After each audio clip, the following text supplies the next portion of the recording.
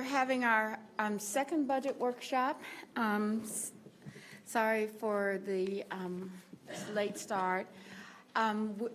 We are going to have, I think, mostly presentations today with questions and inquiries about how we're going, the steps forward. And so I think we'll be able to go ahead and begin, and hopefully we'll be joined by more of our colleagues at this point. So, Mr. Jones, I have 2 sets of papers, and you're going to explain what we have and where we're going next. Yes, thank you, Mayor and members of council. What you have before you are answers to the questions from the last budget workshop, and I believe those were delivered to you middle of the week last week. I think one of the continuous improvements that we are attempting is to make sure you don't have the answers to the questions the same day that we're going into the workshop. So we have the agenda that's set for today. A lot of these items have been discussed at the Budget and Effectiveness Committee, and because of that, we're able to reduce some of the discussions around the enterprise funds.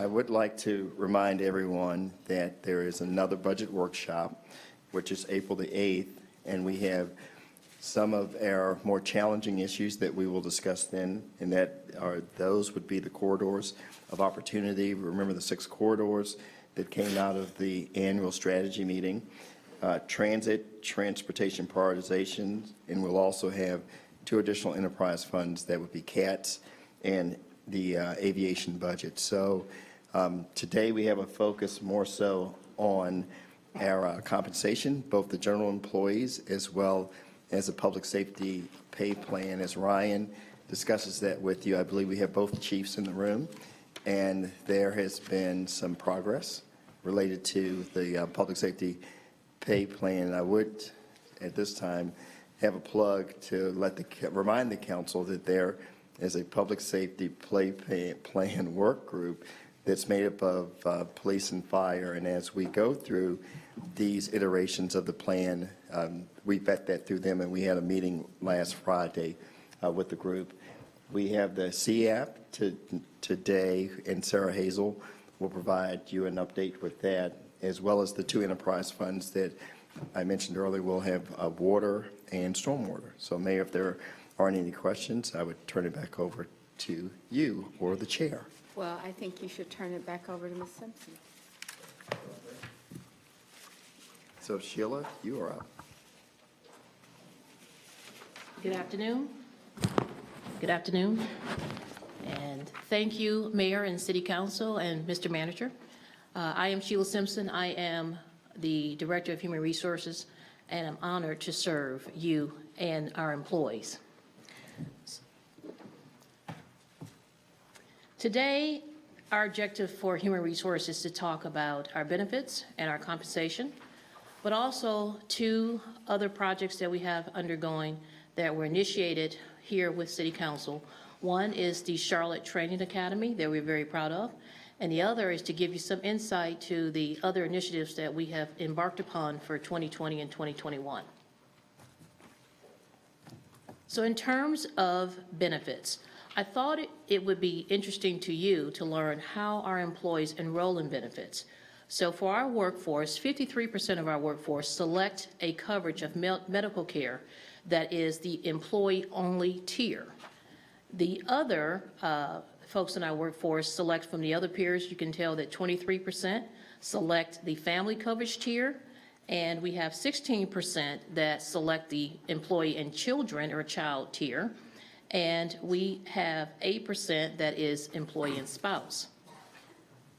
In terms of the type of plans that people are choosing, the bulk of our workforce choose a PPO plan, and the PPO stands for a Preferred Provider Organization Plan. And we also have 2 products that are health savings account plans, and both of those plans are designed to be high deductible plans, but also income generators for future use that employees can use in the future to help cover healthcare costs. So we offer 2 PPO plans and 2 health savings account plans. The vast majority of our employees enroll in one of our PPO plans, which we call Plan D. The next highest rate is in one of the HSA plans, the HSA plan, which is A, and then we have another plan well, A and B are together. I apologize for that. It's both HSA plans, and then the other PPO plan. In terms of cost share, when we look at claims data indicates to us on average, this is not true across every plan, but it is true on average. The employee is paying about 27% of claims costs, and the city of Charlotte is contributing 73% of those costs.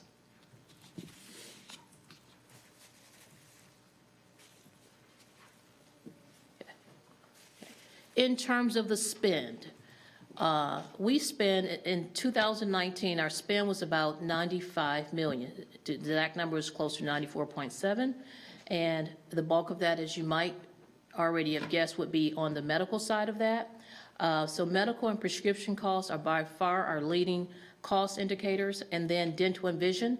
Now, for the dental plan, the employee picks up part of that, and for the vision plan, that is 100% employee paid. But the city of Charlotte is contributing a great deal on the medical and the prescription plan.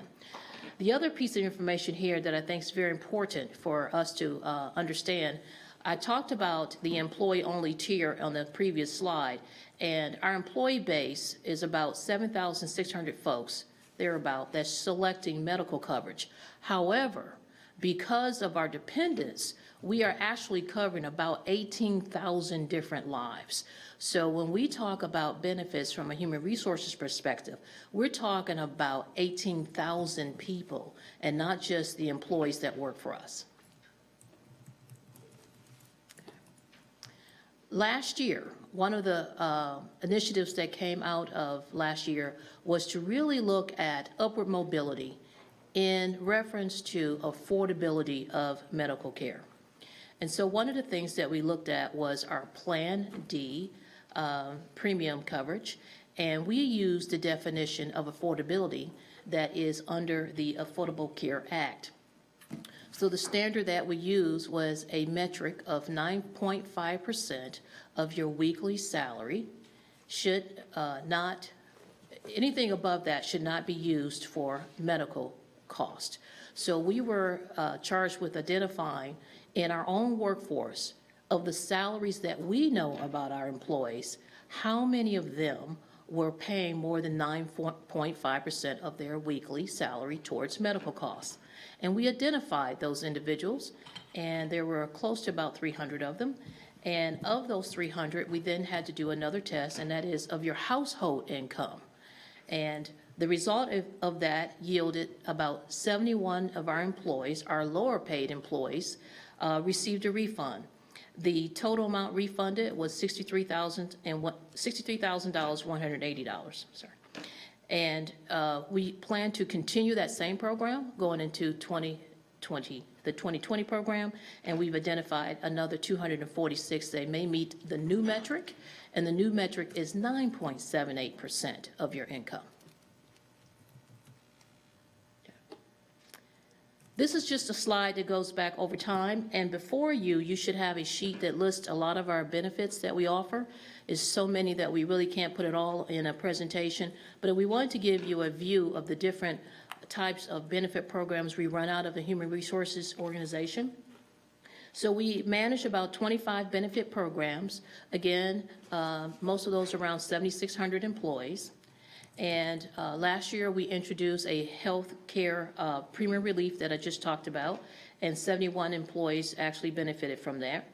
Across the board, we had no medical premium increases for all tiers of employees, and we implemented over 250 wellness programs. And then in 2016 was a really big change for us. We embarked upon a partnership with our health clinic, which is a near-site clinic location. The goal was to provide easier access to health care for our employees. And 3 years later, we're able to calculate the savings on that. And that's a combined savings for the employee and the organization of over $6 million. So that has been a really successful endeavor for us. Last year, for deferred compensation, we wanted to expand that, and we are introducing a new 457 plan.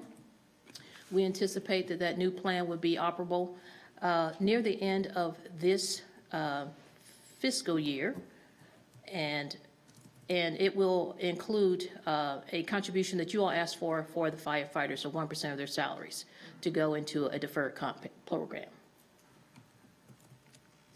Okay. Now, moving on to compensation. The City of Charlotte operates 5 pay plans.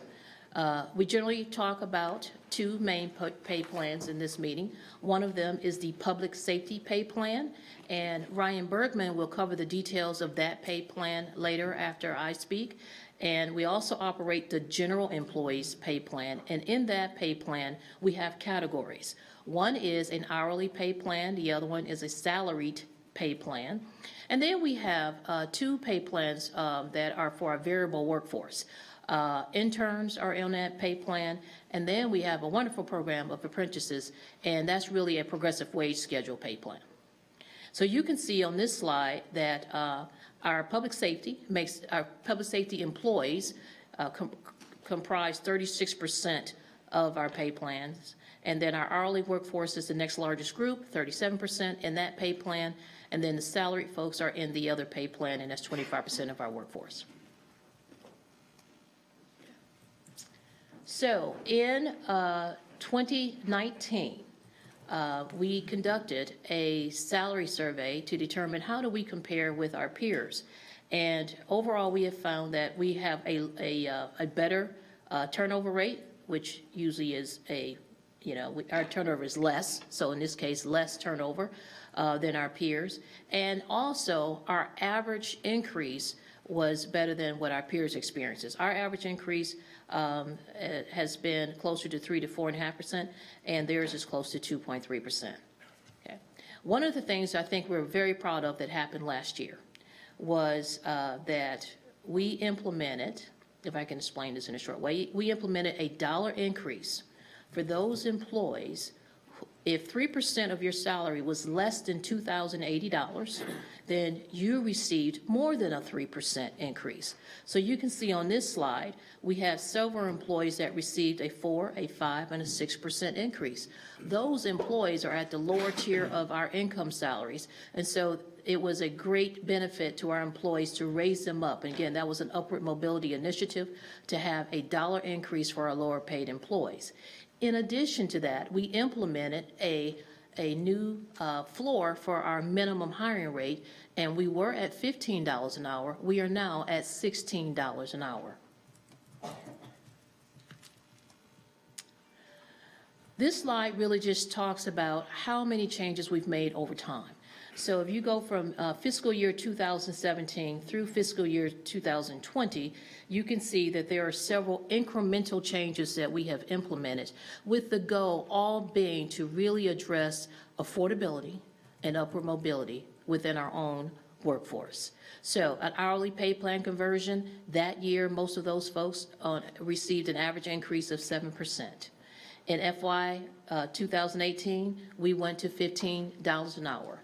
In FY 2019, we did an assessment to look at some employees that were in our front-facing positions, Charlotte Water and CATS, and we made equity adjustments in those areas, primarily because some of our folks were being recruited away from us, and we wanted to retain them.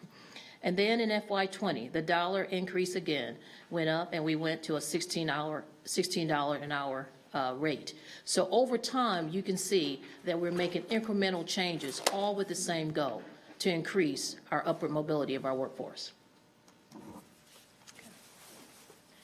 In terms of where we're looking for 2021, some of this is not new to you. It was covered at the council retreat.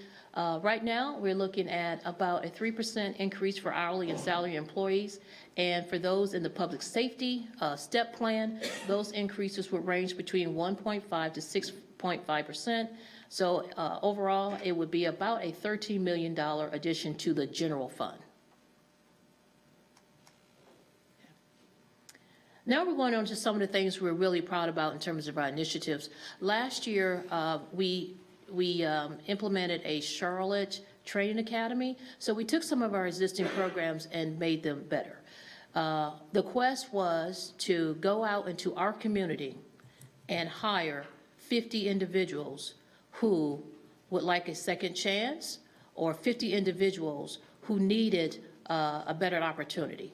And we spent a Saturday all over over at Solid Waste, really, and we had over 1,000 people come interview with us.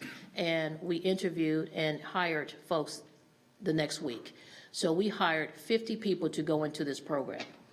And when we started this program, it was in October. They were started off at $12 an hour, and then we moved them up to $13.50 an hour in December. In February, they had another increase to $14.50 an hour. And I'm proud to say that come April, 88% of those folks are still with us, and they will move into positions within this organization, and they will all be at a minimum of $16 an hour. You should pat yourself on the back for that. That's good news. Okay. Now moving into next year. One of the things that we have learned over the last 3 years, and we continue to learn, and that is financial education is paramount. And it's paramount for everyone in our workforce. And so HR is spending a lot of resources to make sure that we are reaching our employees where they need to be reached. So a lot of our initiatives will be around enhancing the education of our employees around their personal finances and their benefit finances. So 2 things I wanted to just highlight here is a pilot that's going on in solid waste services right now. We are in partnership with Commonwealth Bank, and the goal here is to help some of our employees who have a difficult time having a financial relationship with a financial institution obtain one. So we are doing one-on-one financial counseling and to help folks when they have needs, housing, food, and people are facing difficult issues in life, domestic violence. So we are spending time to work and identify people who have those specific needs to help their, not only their health and wellness, physical wellness, but also their financial wellness. The second program has been a wonderful program as well. This program is led by Housing and Neighborhood Services. HR has partnered with them to actually do some education and provide home ownership one-on-one classes. And the quest there is to identify how employees who work for us can participate and obtain assistance with buying a home. And so we have great success with that, and you can tell that we have about 221 people who have participated, and 88 of those have been identified as city employees. The more that information gets out in our workforce, the interest continues to grow, and is one of the best things we have to help people have a road to home ownership. Okay. With that, what questions may I answer?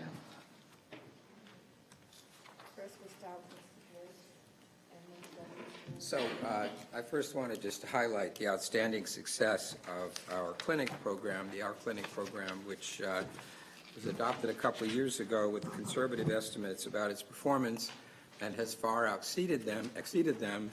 And the benefit of that in the current numbers we're seeing is being shared with employees, I think is a fair statement. Worth noting, I do have a question about slide 10, I think it is, yeah. Which is the general fund compensation outlook.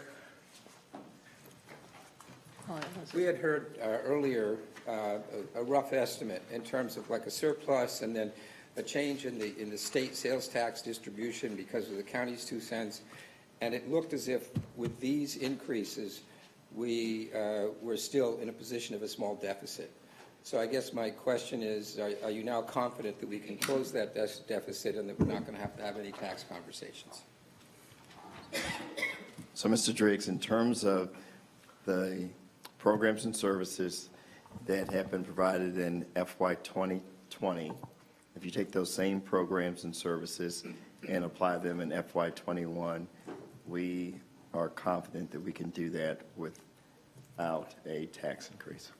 And one thing I'd add to that is the 13 million and what I'll talk about with the enhanced public safety compensation was included in that number already that I gave at the retreat. Right, so you don't see anything taking shape that would cause us to have to revisit the question of revenues late in the cycle?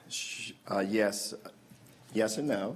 So currently, there's nothing that's taking shape. As a matter of fact, that gap is shrinking, the gap that we explained during the annual strategy meeting. However, if something happens in the economy, or if there is something that's outside of our control right now, we can't guarantee you that we wouldn't have to address that accordingly. I wouldn't hold you personally responsible for things like that, so I'm really talking internally. Sure, Yeah, okay. all right, You're going thank to hold you. them personally responsible for everything else. Okay. Mr. Winston. Yeah, thank you. Go to slide number 3, the 2020 medical plan designation by tier. Stat that the graphic that jumped out to me is the one on the left that said 53% of our participants are employee only. I'm wondering, do we have any knowledge or data as to whether or not those folks would like to have family coverage? You know, are we saying that we have 53% of our people or don't have families that they would like to cover, or they just they find different options, better options to cover their families? You kind of get what I'm saying? So we can try and find the exact answer to your question, but in general, what that does mean is that we're self-electing to have employee-only coverage. So I think your question is why? Yes, Are correct. we self-electing? And are enough of our employees able to get sufficient coverage for their families should they desire through our plans? My anecdotal answer to that is yes, because each one of those plans that's to the right have a family tier, and they're at different price points. So there's a family tier for each one of the plans. But I think you're Sure, trying to that- you're asking me if we know why people are selecting what they're Right. selecting. And I don't know the number of people that have, both families, 2 incomes, and both offering Yeah, health and care. then- Right, they We might don't have know 2 those. members. I think that she's saying that we would, I don't know how you find that out. How do, Mr. Winston, to answer your question, I don't think we have survey data for why they picked employee only. But one thing I would tell you is, out of that chunk, you'll have people who really are just employee only, plus you'll have a lot of people that have a spouse who covers their family, and they still take our employee only just because our employee only rate is fairly cheap, and it's better for them for just the one employee to be covered by our plan and then the family to be covered by the spouse. And it works both ways. And I guess Correct. what I'm insinuating is our family coverage affordable for families? And are we presenting a viable option of medical coverage for our employees with families? I guess is what I'm getting at. I wanted But to I say don't- to the same thing. In essence, what the question is, are there employees that have uninsured dependents? And are those dependents uninsured because they don't feel they can afford the cost of buying the family plan, right? Yes, sir. Yeah, okay. so we don't have the answer today. I don't know. Correct. But we'll figure that out. I have Okay. one more question. Yeah. Just and as it relates to, some of the financial empowerment stuff that's Yes. very good. I have heard anecdotally over the years that we have staff members that are rental housing insecure, not necessarily for the fact that they can't afford it, but they have trouble finding it because they might have had been previously convicted of crimes, and that we can work for us but have trouble finding. What do we know about how the prevalence of that within our staff, and have we made any efforts to try to remediate those barriers with our staff members and housing providers throughout the city? Right. So I can tell you that you're right, and those are very sensitive subjects for some of our employees, and they do come to us. Some of them do. And when they do, we are able to know. So we take an approach to help reach out and find assistance where that's available. And we also work with our housing partners in Housing and Neighborhood Services to see if they can provide assistance as well. What I don't have an answer for you, I can't tell you how many. I can't tell you how many. And I think, again, something, the backstory or what's behind that question is that obviously this is an issue that faces employees throughout our city, not just here. within our organization. But I would like to believe that we have certain circumstances that might allow us to have more leverage for our employees. But is there something that we can create that can be repeated, a model at least, that can be repeated and exported to different employers to offer their employees throughout the city? So if we can get it right, it might be an example and a service that other employers can get right. I would like for us to put some efforts behind fixing that within our employee base. We can explore that, yes. Quick question. Thank you. Mr. Driggs, I mean, if you're, Good. okay, Mr. Driggs. Referring to slide 8, you've got 73% of peer cities have higher turnover rates than we do. Is there any other data to benchmark our compensation levels against other cities? I mean, is there any way that we can actually show on a kind of like-with-like basis how much our employees in certain jobs get compared to what they're paid elsewhere? Yes, we actually conduct compensation studies when we actually do our analysis to derive where we think we should be. In addition to that, we may have some data we can provide from last year when we did the comprehensive analysis. So last year, compensation was one of those things, and we can just pull that data back out and re-provide it to city council members so that you can look at the peer cities data and our data. Thank you. All right, Ms. Johnson. To piggyback off Mr. Drake's question, the comparable, the 73% with the peer cities, Yes, ma'am. what is our turnover rate? And are we tracking the involuntary turnover rate compared to peer cities as well? So yes, we track turnover in 3 categories. Okay. One is involuntary, one is voluntary, and one is retirement. So our involuntary turnover rate on average for the city overall is 5%. And then for the voluntary, what's the rate? Delane, can you help me with that number, if you have it? Voluntary is 5%. Oh, sorry, voluntary was 5%, I apologize. Involuntary is 1.3, That sounds better. sorry. And retirement is 3%, 3.1%.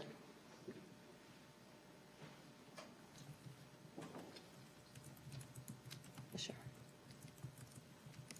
So that's correct. Voluntary is 5%, involuntary 1.3%, Okay, retirement 3.1%. thank you. I have one question, and I don't know if this works, but given the unemployment rate that we have inside the city and the county right now, I guess countywide, when we look at it, are there areas that we need to specifically address to maintain the kind of lack of turnover that we have to retain employees? So I was just wondering, as the market has changed, is there any classification necessary for us to remain competitive, to have people continue to work for us? And what would we need to do to make sure that we are not losing people as the employment market changes? So not today, I don't have to have an answer today, but we've been working steadily on the idea. You can see the compensation results on 9 of what we've been doing, and trying to make sure that we didn't have what I would call wage policies that kept people at minimum instead of figuring out how to make sure that everybody had met their full value and potential. And so I want us to have that same kind of benefit analysis. And I don't know what our pay policy is. Is it 50% of market, or 60, or 65, or 70? But I just think we have to really consider especially in our employees that are at the $16 an hour? What do we need to do to make sure that we keep that competitive? Yes, ma'am. Okay. All right, any other questions on employee compensation? All right, thank you, Ms. Simpson. Thank you.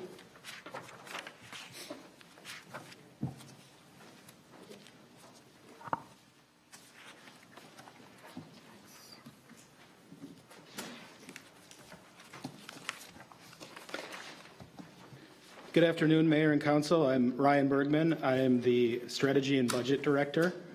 Sheila talked about compensation and benefits in general, but I wanted to more specifically talk about public safety pay plan employees and some of the work we've done with them collaboratively over the last couple of years.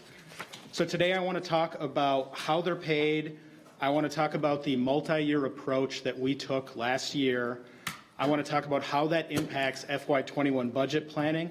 And then based on some of the questions we got from the annual strategy session, I want to talk about some very early results of what the impact has been 2018 versus 2019. And I also want to talk a little bit about the 10-year forecast for retirements for both police and fire. So public safety pay plan employees are one of the major driving forces of the general fund. So 52% of our personnel costs in the general fund are for these public safety pay plan employees. So you'll see what the positions are on the left and how many positions we have. But basically, these are the public safety sworn officers that are not command. So this wouldn't include your chiefs or your deputy chiefs, lieutenants, captains, positions such as that. So I will not get too much into how the pay plans work. There's just one slide on it, just to kind of set an example. So if you are a new hire without any experience, you'll start at step 1, and then each year with positive performance, you'll move through the step plan until you reach the top. So in this case for police officer, that's SPO 1. The other important things to understand about the public safety pay plan, which is a little bit different than our other plans, is we have a built-in education incentive on all of these. So if you have a bachelor's degree and you are a firefighter, fire engineer, or police officer, you'll get a 10% stipend. So for instance, that $45,000 rate, if you start with a bachelor's degree, your salary would actually be $49,500. If you're at the top and you have a bachelor's degree, your salary would actually be $80,800. Just like you get 10% for a bachelor's degree, you get 5% for a 2-year degree.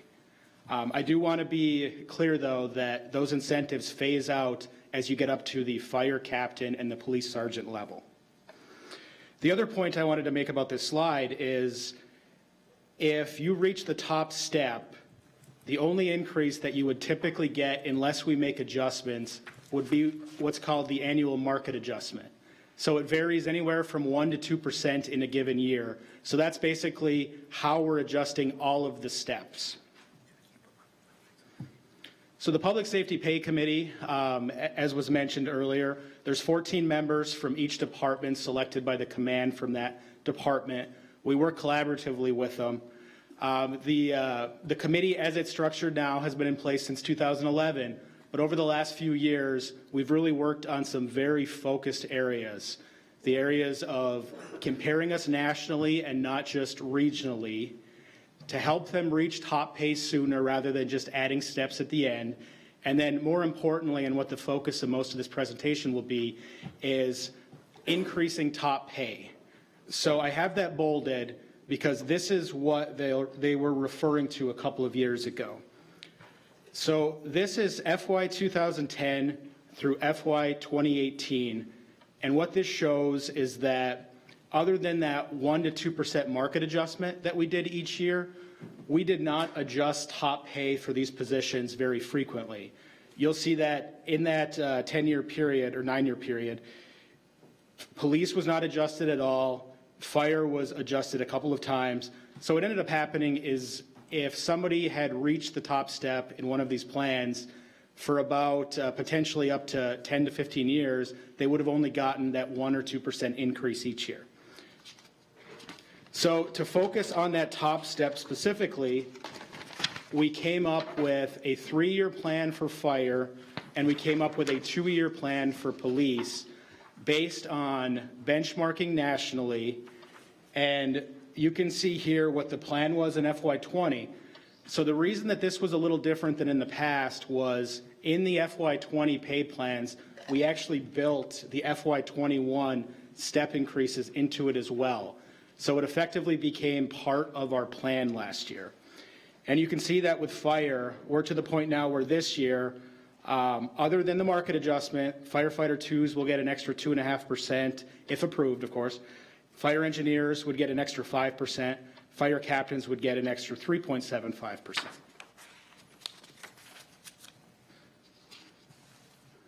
So moving on to CMPD, with CMPD, to address some recruitment issues, among other things, we had a 2-year plan for police. So our 2-year plan for police was the SPO, Senior Police Officer Program, in FY20, which also included 5% for sergeants as well. And then in FY21, the plan was for December to have another 5% SPO 2 step and then another 5% sergeant step. So we showed this last year. We worked collaboratively with the Public Safety Pay Plan Committee. So having it be in December was always an issue of essentially doing a 3-year plan over a shorter time frame. So that helps us annualize the costs so we don't undertake all of the costs in FY21.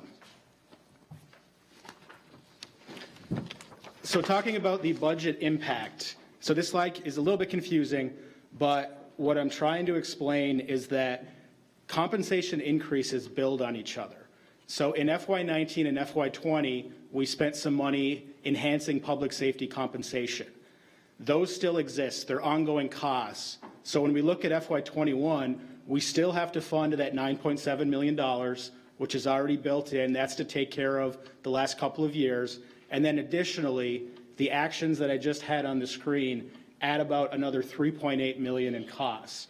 So that represents a $13.5 million investment the last few years in enhancing top pay for our public safety.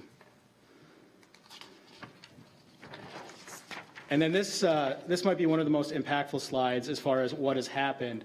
So this shows a couple of things. This includes a 10% bachelor's degree. And the reason I use the 4-year degree as the example is that the majority of public safety pay plan actually have a bachelor's degree, so it is the most common. So this shows what someone with a 4-year degree in FY 2018 would have made, and if we do the planned FY 21 actions, this shows the change. So this also does have the regular market adjustment in there, which I said is 1 to 2% a year. So another way of looking at this is if we didn't take any actions to address top pay, all of the numbers on the right of the screen in blue would all be 5%. So rather than 5%, we have these numbers here over the last 3 years. So now I'm going to go back to that same slide, except adding the last 3 years, and it does give you kind of an idea that this has been a focus of the City Council over the last few years, addressing the top pay concerns. So you'll see in both police and fire, we've addressed these each of the last few years. So these numbers are calendar year 2018 to calendar year 2019. And so let me preface some of this so it's not taken out of context. These are raw applications that went up, which is a good sign, but that does not mean that the number of good qualified candidates went up. A lot more information would have to be done on that, but it's always a good sign when we're getting more applications. It does tend to point to some of the things we're doing are working. As for the voluntary resignation rate, it's gone down in police 25%. It's not a big enough data set that you can definitively point to this is the reason, but it's certainly a good sign, and it'll take a couple of years for us to understand if we've really had that impact. For fire, there's a reason that I have a note on there. It's not really fair to look at fire the same way because our Charlotte firefighters are the only individuals in the state that are in their own retirement plan. So that means that a law enforcement officer can leave Charlotte employment and go work for another city in the state and maintain their retirement. Our firefighters can't. So if they're going to be a firefighter and they're 5 or 6 years in, they're almost always going to stay here. So while it's good that resignations went down, it's only 6 to 3. So only 3 people left voluntarily. So it's a good sign, but it's also not as big of a concern for them because of the retirement system. So one of the questions that Councilmember Eggleston had asked at the strategy session was projecting retirement in both fire and police so you can get kind of an idea on succession planning. So we got this data from Human Resources, and I should have mentioned this earlier. Delane Honeycutt, who is the compensation manager for the city, is who works with me on all of this and the public safety pay plan. So we're really partners in this effort. But working with them, we can see that in fire, we have pretty stable 39 average, 18 and 19 weren't terribly different. And you can also see that as we look at the 10-year forecast, we can't guarantee when these people will retire. But what this does show is we don't have any giant outliers coming on the horizon to plan for. Before I turn to police, it doesn't perfectly fit with compensation, but this is a good opportunity to mention the Charlotte Firefighters Retirement System. So I talked about this a little bit at the retreat and mentioned that it's possible that they may ask for more funding. So the city has had the same employer contribution rate since 1990 in the Charlotte Firefighters Retirement System. The city manager has worked with them the last couple of years. We have membership on the board.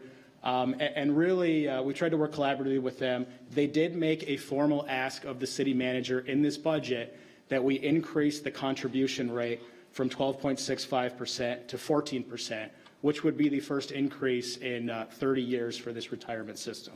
So Brian, Mayor and members of council, so Kelly's on the board and so is Sheila, and Ryan attends meetings regularly. And I think it's very important that this has been a collaborative approach, and I do intend to meet that request in the budget that is proposed to you, because this hasn't increased since 1990. Oops. So moving on to police, you'll see their retirement over the last 7 years tells a little bit different story than fire. You'll see that the amount of retirements has jumped over the last 4 years. So that's really about age of force, the availability of separation allowance, things such as that, more than anything we're necessarily doing different. But this also shows that that's kind of going to be the new normal for us. So you see the forecast here.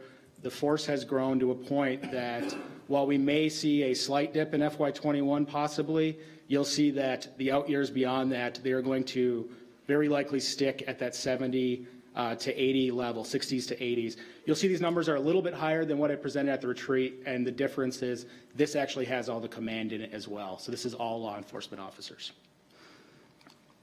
which also goes to the importance of the lateral police officer recruitment efforts that CMPD has undergone. So what that means is that lateral officers with law enforcement experience elsewhere can enter up to step 8, and they would get credit for the years they've been a police officer. So you can see that to help compensate for some of the extra retirements over the last few years, we've seen the number of lateral police officers really increase over the last 2 years. So with that, I will take questions. I've talked to both chiefs. They are available to answer things that I cannot. All right. Where do we want to start? Mr. Driggs and Ms. Johnson and Mr. Winston. One of the biggest issues we were dealing with CMPD was the vacancies and their manpower. So you pointed to some metrics that suggested improving conditions, but can we know what exactly right now our sworn officer complement is compared to where it should be? I can tell you that the number of vacancies right now is about 160, which is a little bit better than it was a few months ago, but it does fluctuate because you're only bringing a new recruit class in every 4 to 6 months. We were looking at 200 last year, right? So there is some improvement in that. On the retirement system, I just wanted to comment There has been no increase in the percentage contribution. There's no presumption that there should be.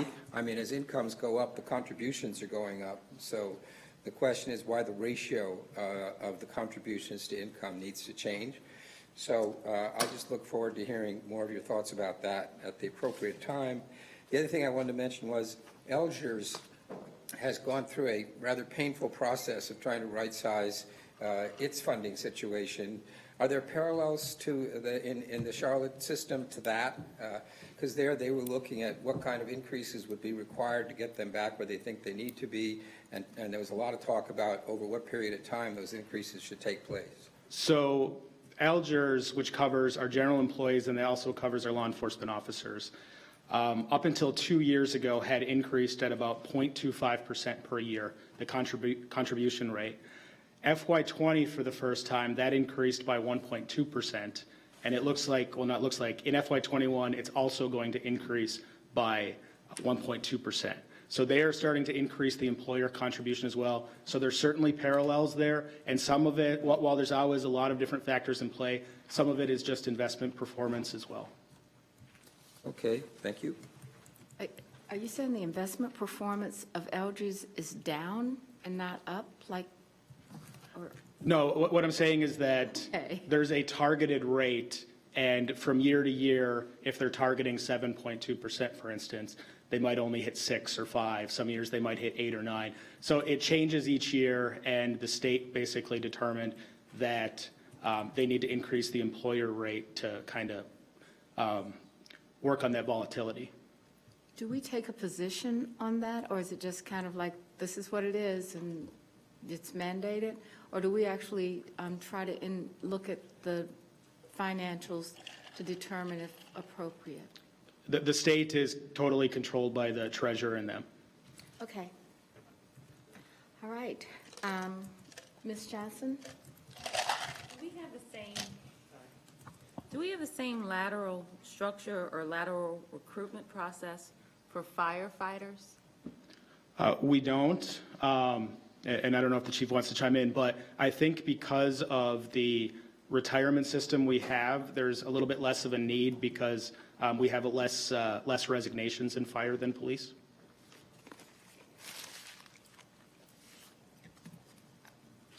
Are you done? I never know. I want to make sure. Well, I'm thinking that through because I don't know if there were, that might increase diversity. If there were an option that, and I don't know, if there were an option that someone could buy into the closed retirement system, I was just thinking if there were that structure. I don't know if there's a need either, but it's always good to have outside. So is the question, I mean, we're going to have like all hands on deck, right? Yes, sir. And so for that week, or most of our CMPD salaries are not coming out of our general fund, is that the? Except if we go let's say it's a 12-hour workday, which is what we're going to. 8 hours is regular time for those who are in patrol, who are doing city business. But even with the additional 4 hours, that also goes back to the grant. So everything above normal city business is charged to the grant. So there really is, what I'm hearing is that there is not much of an impact on our general fund from The RNC is very minimal because the RNC takes over all of the funding for full-time people who are totally dedicated and the overtime necessary based on people to continue to do the normal work. So Thank you. very little. all right, Mr. Newton? Thank you for the presentation, Ryan. What I noticed when we looked at looking at the numbers for law enforcement officer retirements, we have seen those numbers increase as of 2016. I'm assuming that those are more experienced, possibly managerial folks within the department. And I'm wondering if I think so our recruitment efforts have improved, but those are for kind of entry-level folks. In as much as our lateral officers are concerned, so when I look at this pay scale for lateral officers, seeing as how we're only accepting up to step 8, is that adequately, and granted, more people, right? So I mean, we're looking at 3 times as many lateral officer hires, but is that sufficient to I guess my concern is, can we foresee the retirements continuing at that higher 73 average? And that being the case, if we're only going up to step 8, is that sufficient to replenish the lost experience, managerial aspect, or that managerial experience within department? Or alternatively, is there a plan, right, where we are kind of just promoting from within as well? Promoting from within is the only way to get promoted, yes, sir. But also, anything beyond 8 years, if you're getting to 15 and 20 years of service here, that's less time that they're going to be here in Charlotte. So the goal is to have them have more time here than they've had at other agencies. That's why we cap it at 8. Because then, if not, to your point, if we're bringing you in at 20 and 25 years, we have a lot less time here, and the impact on retirement continues to be high. So from the standpoint of the more experienced officers within the department, that's happening internally, and then we are supplementing that through kind of the experience that will be acquired over time through the lateral hires. Yes, sir. And also, when we were coming on back in the early 90s, there was a hiring incentive through the COPS office, federal government. So they supplemented the cost of more officers. So there was a huge wave of officers coming on, well over 100. And now many of us are retiring at the same time because of that wave of hiring back then. With those lateral hires, are we making sure that they're also CIT trained, implicit bias trained, et cetera? We would have it no other way. Yes, sir. Great. Thank you. Yes, sir. All right, Mr. Driggs. I just wanted to comment that these are big increases that we have made and are making, and it reflects our appreciation of our public safety workers. Chiefs, I hope you'll make sure that your employees understand that. It's also part of our response to the crime situation in Charlotte, so we are investing in police as well as advancing programs that are evidence-based and are non-judicial to try and get our arms around those issues. So I'd like to ask if you could do a projection of slide number 3, where we talk about our personnel costs with the proposed in it, and take it out, give us a reasonable number of years. I'd just like to see how we look in terms of the cost differential between general fund and public safety, and is there a question or concern there as we're doing this? I just don't know the answer to that. Okay, So if we could just do a longer-term projection on slide 3, that would be helpful. Mr. Winston? I would like to know as well, you mentioned, you did put the asterisk in terms of the increased applications versus the quality of the applications. I would like to know what the correlation is from CMPD. Are we getting better applicants, or are we just getting more folks that we'd rather not have but have to take because of the numbers game? Yes, sir. Okay. Any other questions? Mr. Jones? Mayor and Council, I think it's slide 8. I would just like to reiterate something that Ryan said earlier so that it wasn't lost with a lot of the discussion. There was a 2-year plan for police. There was a 3-year plan for fire. Mm-hmm. Within the 2-year plan for police, in order to make it a 2-year plan, that 5%, I guess, SPO2 was always planned to be in December. Is that correct, Ryan? Correct. So I know there's been some questions about that, but that allowed us to have a 2-year plan for police as opposed to a 3-year plan. So is there any question about the December among the council members? I think what he's addressing is something that had been posted and shared by the FOP, just drawing attention to that. I don't get their letters. So I have to put in my address. Okay, all right, thank you. Any other questions? All right, Mr. Jones. Thank you, mayors and members of council. So now we have Sarah Hazel, who will give us an update with the CAP. And I believe the last time we discussed a little piece of the CAP and its collaboration with the Circle of Charlotte. But now we're going to give you not just an update on the CAP, but I believe there is a 1-year summary of what has occurred in terms of the CAP that you'll get also. That's right. So you should be getting right now the one-year report. So that reflects some highlights from the first year of implementation of the Strategic Energy Action Plan. So what I'd like to do is broadly talk about our implementation approach, also touch on some key policies and investments that we've made. And then I have folks from across the city in city departments who have been a part of this effort to answer any specific questions that I cannot. Just want to highlight that this is a citywide plan, so it touches a variety of departments. So specifically, I'm going to cover key areas that are highlighted in the Strategic Energy Action Plan for action. So those are energy generation, buildings, workforce development and equity, transportation, and engagement. So I'm going to walk through some examples of our work and investments in all of those areas.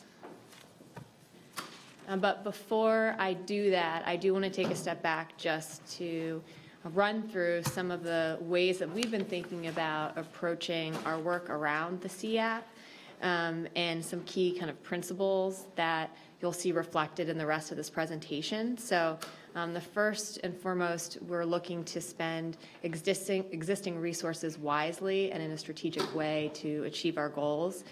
And where possible, we're looking to make long-term investments and use a total cost of ownership model. So what that means is we might see some costs up front that we need to make, for example, to move to an electric vehicle, but we're always looking at calculating what's the return on that investment, both return financially, but also what's the impact when it comes to environmental and health benefits. We want to focus not just on making investments, but on setting some policy frameworks so that over the course of years, we're seeing a strategy across the city, not just department specific, that helps us move towards our goals. And we want to focus on that alignment as much as possible. And then finally, we want to always be seeking out opportunities for grants and public-private partnerships because as those emerge, we can really take advantage of them. And we've been able to do that already this year. So I'll start with energy generation. So I'm not going to spend too much time on the Duke Green Source Advantage program, but you all passed this the last business meeting, and I think that's very exciting. So participating in this program allows us to get about a quarter of the way towards our goal towards buildings and becoming a low-carbon city. So I want to just highlight that as a really big component of how we are going to hit our goals. That has happened in this first year where we were focused mostly on preparation and data collection, but this is an example of a great opportunity that came up that we were able to take advantage of with your leadership. But at the same time, we're not just looking at this partnership, we're also exploring more opportunities for on-site solar and community solar. This work builds on the work that we've done over years. We currently have 7 facilities with solar roofs. And so just to dive into the Green Source Advantage program, as you can see, in the first 5 years, we will be making an investment of about $350,000 a year on top of our annual electricity spend, which ends up being around $35 million. As we model this out over time, we believe we'll see a return on that investment of $2 million or a net present value of $415,000. So while there's a premium up front, we believe that we'll see a return. So not only is this good for greening the grid, supporting our CAP goals, our health, but we hope to see that investment as well return. And just one final shout out. We got a lot of really great press around this leadership that you all took, and we really believe that other cities in North Carolina are going to be looking to us to figure out how they can model what we've been able to do. So now I'll move on to workforce development and equity, which is another pillar of the Strategic Energy Action Plan. So we are making an investment of $300,000 in training, including work-based learning opportunities and jobs that include clean energy and also energy efficiency. You can see some of those occupations listed there, but we will be putting an RFP out shortly, and we know that the green economy is growing. There's projected 25% increase in jobs in energy efficiency in North Carolina, and so we believe this is an opportunity to help meet that need. So moving on to buildings. We have been doing work around energy efficient buildings, for a very, very long time. And so our goal is to always look at investments that can make all of our buildings run more efficiently. So that's everything from LED lighting to upgrades with our HVAC systems and our roofs. When we design new buildings, we're always designing them to LEED standards. But where we're really putting our focus here is on making sure that our buildings are solar ready. So either installing solar now or having the capacity to install solar when we have the resources to do just that. So 5 new police stations this year, 2 that will have solar on them, 3 that are solar ready, and 1 solar ready fire station that is capable of achieving net zero energy usage. So that's just, I think, a broad look at how we're approaching our buildings. But we are always looking for those opportunities when we're building new buildings, but also retrofits on our existing buildings, using some of the audits that we've been able to do around how we're currently expending energy and then prioritizing those investments. So transportation, we know transportation and buildings, those are the 2 places where we are emitting the most carbon. So transportation is a really big focus of the CAP and a really big focus of our work this year. And so I want to highlight the fleet team. I know we have some folks from the fleet team, Chris Troll and others, Nick, I see, who are here today. But they have been working to advance 2 policies which will really support this effort to move towards a more sustainable fleet. So the 2 policies are an automatic vehicle locator policy, an AVL policy, and the other is a sustainable and resilient fleet policy. So AVLs, like a GPS system, I believe we touched on this a while back, but this is basically allowing us to see how we're using our vehicles, where they're going. This data will help drive just smart operations, but beyond that, it will help us identify which are our vehicles that are good candidates to electrify first. Where might we put electric vehicle infrastructure? Do we need all of our vehicles? Can we right size? Can we use those resources to invest in electric vehicles or more sustainable fleet? And can we look at idle reduction? Chris has a good example of using this data and understanding where people are just leaving the car on, and you can use that to make a quick behavior modification, and doing that on a large scale can make a really big difference on our air quality. So this policy will guide the use of AVLs. And then secondly, the second draft policy that we're in the process of finalizing is really all about how we replace our vehicles and making sure that we are replacing our vehicles with the lowest possible emission vehicle that is available. And we're doing that in a strategic way, not just sort of if a department is interested, but across the board, across our departments. And so putting that in place will help us over the long term ensure that we're moving towards these goals in a really responsible way. So I touched a little bit on the benefits of AVLs, but we did do a pilot where we put automatic vehicle locators on 10 vehicles, and through that pilot and some data analysis with a partner, we were able to understand that all 10 of those vehicles would be good candidates for becoming electric vehicles. So that's just an example of how this data, we know this data can be used. So just to highlight installations to date, we have over 800 AVLs now currently installed. The goal is to have full installation across the city by June 30th, 2021. And the cost for that overall will be roughly around $250,000, with some ongoing costs to make sure that we're able to use this data on a daily basis to make these types of smart decisions.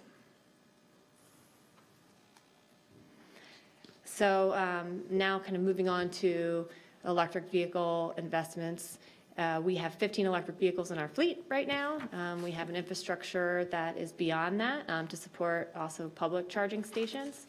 But I want to talk a little bit about our strategy around this. So To get back to some of our guiding principles, we're always looking at where technology meets our goals. So we know that there is technology around sedans that will allow for the types of work that we do on a daily basis to match the technology around electric vehicles. So we're going to focus on sedans first as we wait for technology to improve in some of our larger vehicles that EV technology is either not quite there yet or the costs are a little bit prohibitive. So we're going to evaluate and align those purchases for vehicles with the infrastructure that we already have and look to make strategic new investments. We're also going to use all of that data that we just talked about around our automatic vehicle locators. And then in the meantime, where there are bridge opportunities like propane conversion kits for some of our vehicles that are some of our dirtiest vehicles, we will consistently look to do that at the same time. So here's just an example of a sedan. So Chevy Equinox versus a Bolt. So that's an electric vehicle. So there is a premium, obviously, to buy an electric vehicle. It costs more than a regular sedan.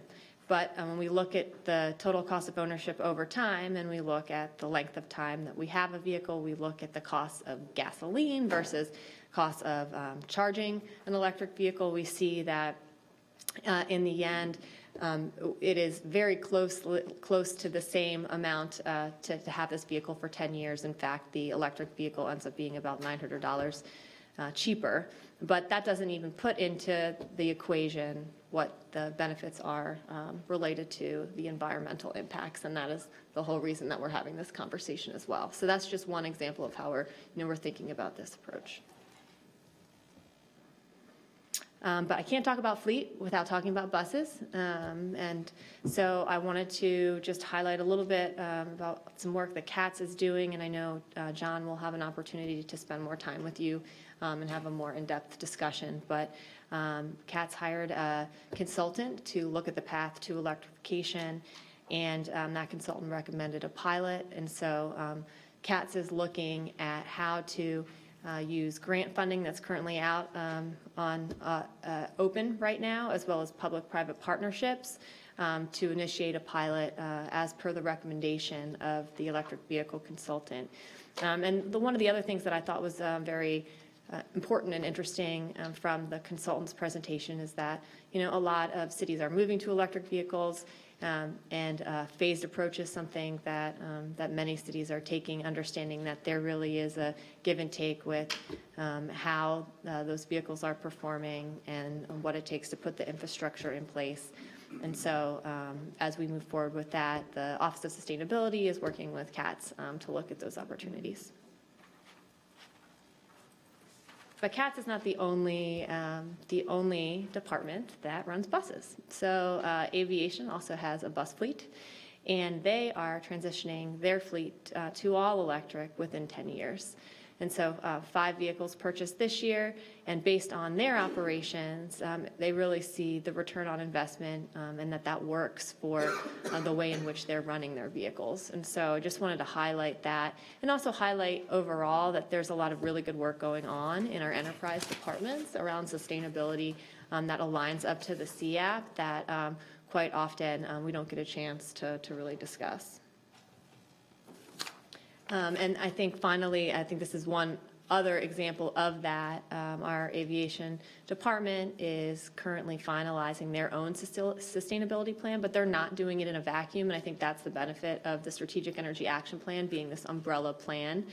So that plan will align to the CAP and will also have components that are very specific to their business, including pursuing the Airports Council's International Carbon Accreditation Program, which is specifically for airports who want to lower their carbon footprint.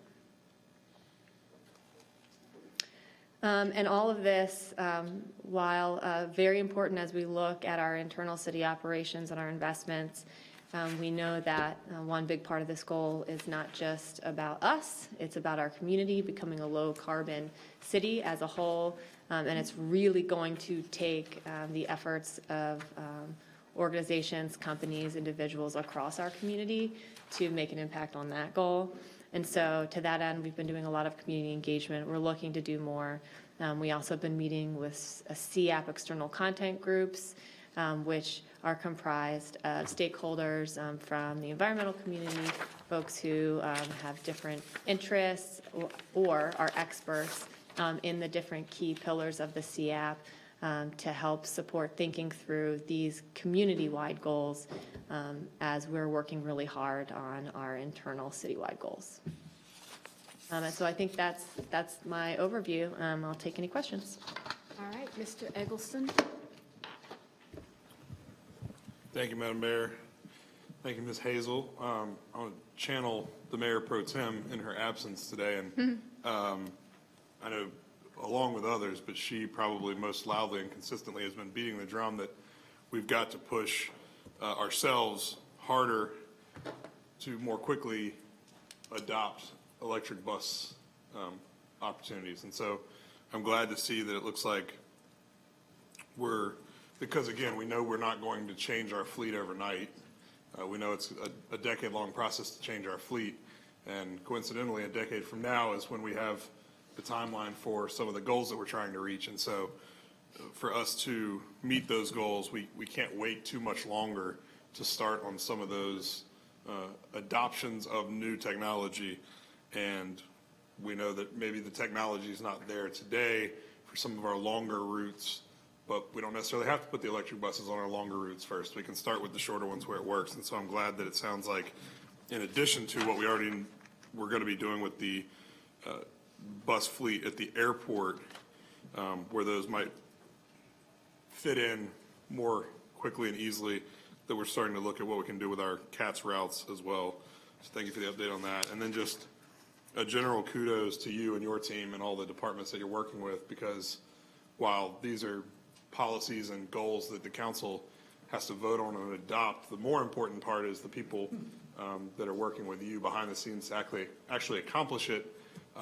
And based on this overview and the things that we already knew, you guys are kicking ass. So thank you for all the hard work you and everybody that's working with you is doing, because our goals don't mean a whole hell of a lot if there's not somebody behind them on a day-to-day basis pushing them and making sure we achieve them. So thank you. Thank you. Mr. Newton. Thanks, Sarah. So seeing as how our goal is to source, is to make sure that that 100% of our energy use as a city is sourced through zero carbon by 2030. I just wanted to ask about, well, 2 points. And so one being the electric buses. Do we feel comfortable that we'll be able to transition our fleet to electric by 2030? It's great that, and so Larkin had just pointed out that, our airport bus fleet will be converted over by 2030, but do we feel comfortable that we can do it with our CATS bus fleet? And then the other thing, too, was on slide 13, from the standpoint of drafting a sustainable and resilient fleet policy, I noticed the language was lowest emitting vehicle. Is there a difference there between, with, kind of our goal of zero carbon emissions and lowest emitting as opposed to just non-emitting altogether? So maybe I'll start with your last question. So if you think about the types of vehicles that we replace, sometimes the technology is not there. There's not an electric option for certain types of vehicles. And so in that case, we're always going to look to hit the lowest emitting vehicle, whether that's a hybrid vehicle or a vehicle who use some kind of alternative fuel. And so the CAP was written to really push us as a community and as a city to strive towards these 2030 goals, but with the understanding that technology has to be there and that there's always going to be costs associated.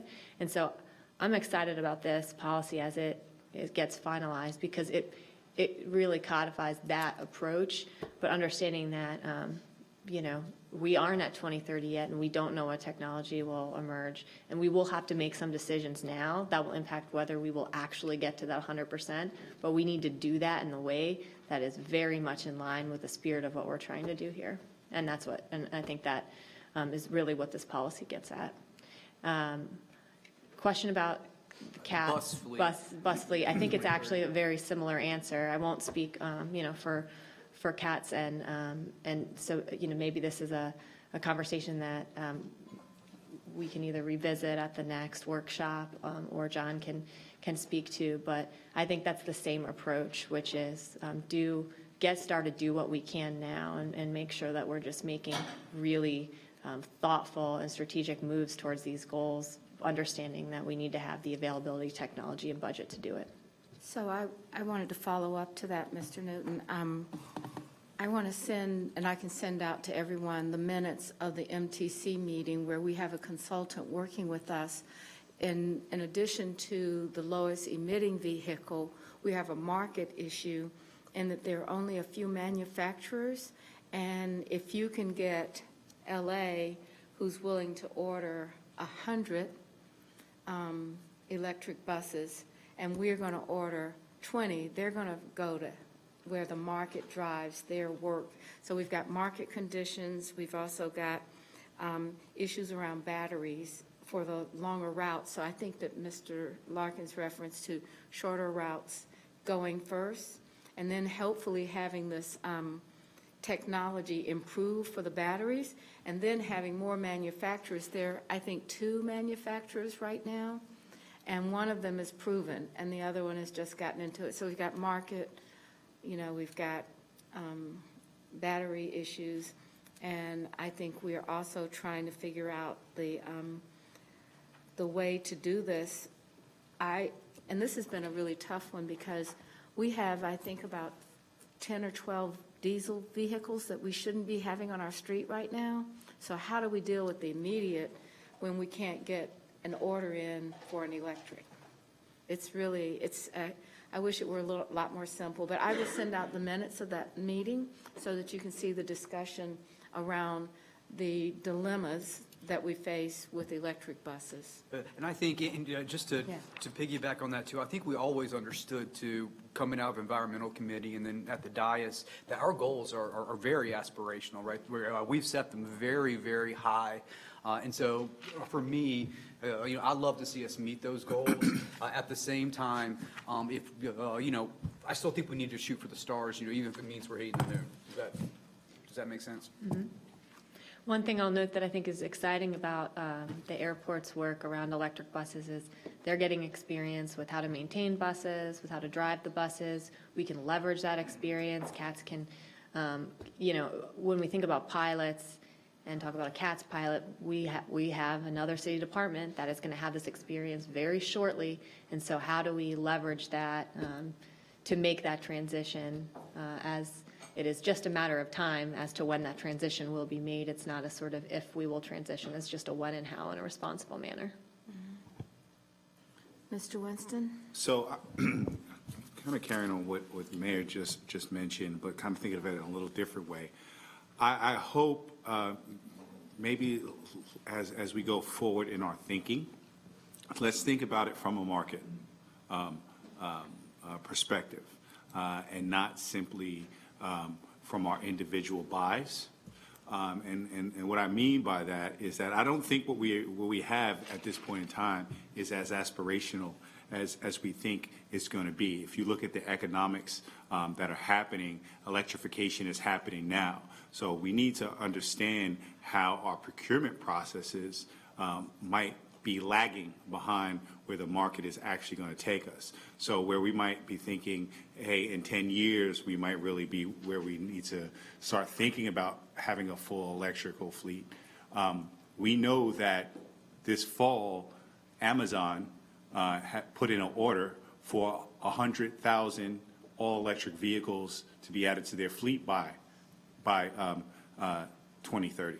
And we know that they're going to have a massive infrastructure investment that's going to have to support that.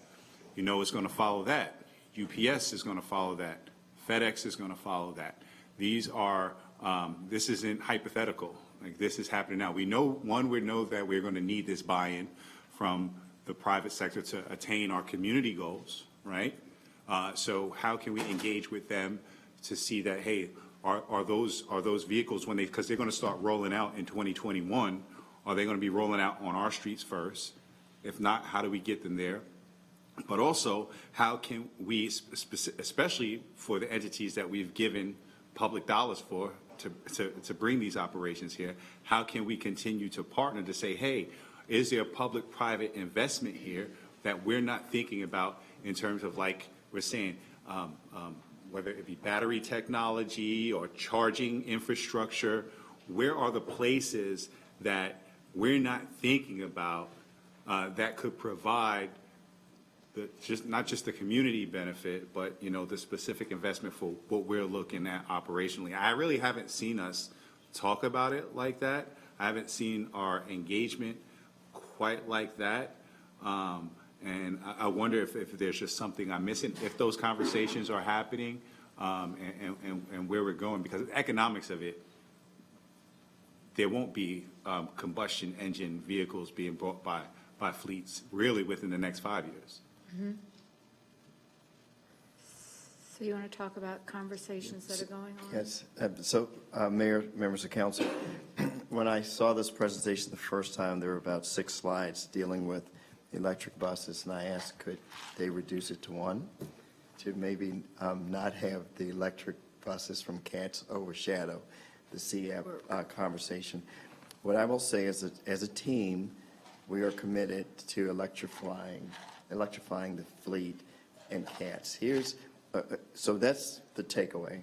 And we are working with the private sector to see if we could have a public-private partnership at very low cost to the city so that we can test this with the short routes, with all of the issues that we have been talking about over the course of the last year.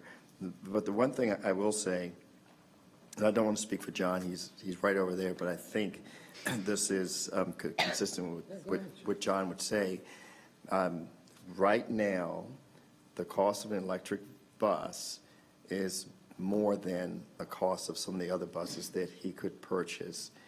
And with some of the questions around the viability or how they would be utilized, if he just did that today, the frequencies, which the council has been working on, there would be almost a step back with trying to address the frequencies, because you would use more of your money to purchase more expensive buses. That's just March, what's today? The 4th, okay? And that doesn't mean that we're not working very, very hard to try to reach the 2030 goal, because as technology improves, there may be opportunities 2 years from now or 3 years from now that we don't have today. So I just don't want the council to believe that we are just stonewalling you. We are trying to work on a pilot, a public-private partnership that could get us years down the road if we could work that out over the course of the next 3 months. I'm not saying a year, just over the course of the next 3 months, if we could work on that. Mr. Jones, go ahead, Mr. Wilson. And so I hear that, and I hear the cost, and I know that if we buy this bus now, and we won't be able to, you know, we have to make decisions. But again, think of it from a market perspective. Okay, we buy a bus now, we have to keep it for 12 years. What does it look like to maintain that bus in 7 years, right? Because again, knowing about how electric vehicles work, there's a lot lower theoretically and actually breakdown, you know, a lot less parts to fix.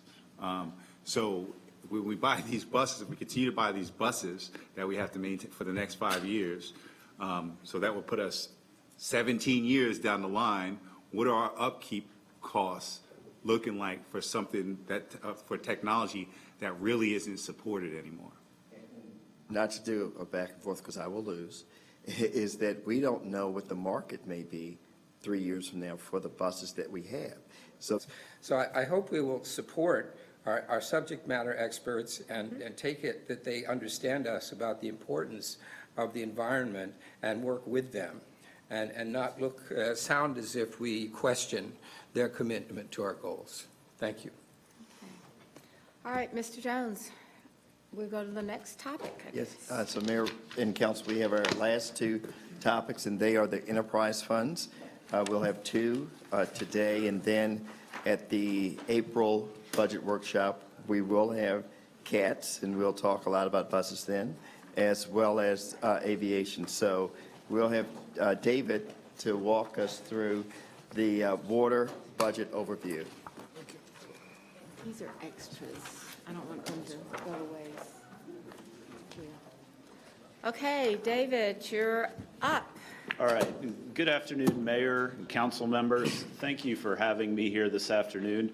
I'm David Zur, Interim Director of Charlotte Water.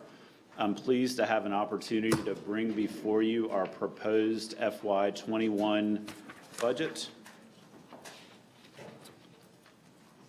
And first, I'm going to talk at a very high level an overview of Charlotte Water. Charlotte Water is one of the largest water and sewer providers in the Southeast. We provide service to more than 1 million people around the clock in the city of Charlotte, Mecklenburg County, the 6 towns contained within. And we also have partnerships where we share services with the majority of the adjoining counties, including Cabarrus, Union, Lancaster, York, and most recently, Gaston County. We have nearly 1,000 employees who work around the clock, and they help us maintain over 8,600 miles of pipe with 5 wastewater treatment plants and 3 water treatment facilities. And we are currently seeing an average residential customer bill of about $67 a month, and that is for the average usage of about 700 cubic feet, which is about 5,260 gallons. Next, I'm going to talk quickly about some of the ongoing initiatives in Charlotte Water, and some of these I can count as accomplishments that kind of underpin our FY21 budget request. A little bit of what you'll hear me say has been previously covered both by Sheila with regards to employees, and Sarah as well as it relates to the Sustainable Energy Action Plan. So first I want to take a moment and tell you why this slide is organized the way that it is. Charlotte Water over the past year has endeavored to come up with a long-term strategic plan. We did that with input from our employees. We did it with input from other city departments, community organizations, and the public at large. And out of that, we developed a mission, and that mission is to provide high-quality water and wastewater services to the community. And we also have 6 priority areas, and those are the circles that you see around the edges, and that's how we'll talk about our initiatives and accomplishments. First, starting at the top, we have financial stability. It's very important to our organization, and to accomplish that, we maintain a long-term financial plan. This is a multi-year look out at our anticipated water sales, revenues, and expenditures for operating and capital. This allows us to try to maintain a somewhat steady state financial plan, and then that also helps us maintain the highest bond rating with all 3 bond rating agencies. We maintain the AAA, and we are one of about a dozen large utilities in the country that have that, and that helps us borrow for our capital investment program at the most affordable rates possible. We very much recognize the need for a high-performing workforce, and as Sheila talked about earlier, the importance of the workforce development. And over the past year, Charlotte Water has 2 different programs. We have a workforce development, we have an apprenticeship program, and that has allowed us to bring in 24 folks from in the community that might otherwise have some sort of impediment to employment, and put them through these programs, and most of those folks made it all the way through and are now employed with Charlotte Water in full-time positions. We're very proud of that, and we will continue to utilize that program and advance it in the coming year. Of course, we need to be responsive to our customers, but not just in the traditional way of picking up the phone and calling 311. And over the past year, we partnered with a private company named HomeServe to provide for a warranty of the private water and sewer lines. This was somewhat the no man's land, the small diameter pipes between the customer's house and our public mains. And so now the customers have an opportunity to provide, to get coverage for those in a low-cost manner. Additionally to that, we're also partnering with Housing and Neighborhood Services and looking for some grant-funded opportunities for any folks that would wish to join to Charlotte Water's system and to pay those capacity and connection fees. This would be for people at a lower percentage of the AMI in the area. Environmental stewardship is at the very, very core of what we do. We recognize the importance of that and additionally how it fits with the city's larger and broader goals with the Sustainable Energy Action Plan. Charlotte Water has been doing these things for years, but notably, we have our, we call it a CHP, Combined Heat and Power Project at our McAlpine wastewater plant. And this harvests what would otherwise be a waste product, the methane gas, and it puts it through a generator, which converts it to electricity, which is put back on the grid. That's been running successfully now for close to 3 years, and we have the opportunity, if it works out, to possibly add another unit down there. We're looking at a public-private partnership with a company that would come in and put in some fancy infrastructure that will harvest the nutrient phosphorus out of our waste stream, also at the McAlpine plant. And it would take what is currently a byproduct of the waste treatment process and reutilize that probably as a component of fertilizer. So that project is starting.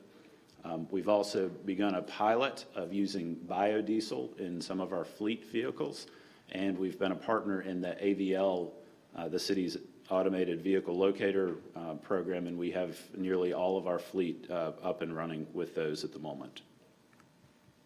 We understand the need for community engagement as our capital investment program grows and we have more projects out in the community. We've done 2 things on that front to engage with folks. We have had more in-person meetings trying to meet the people out in the community and talk to them about the project, the need, and what they can expect. We have also updated our website, so we have more of a web presence if somebody wants to find that information that way. And also with our growing capital program, there's additional opportunity for vendors within the community. Typically, our projects are quite large. We utilize large contractors to do the work, but we recognize that opportunity to support the city's Charlotte Business Inclusion Program.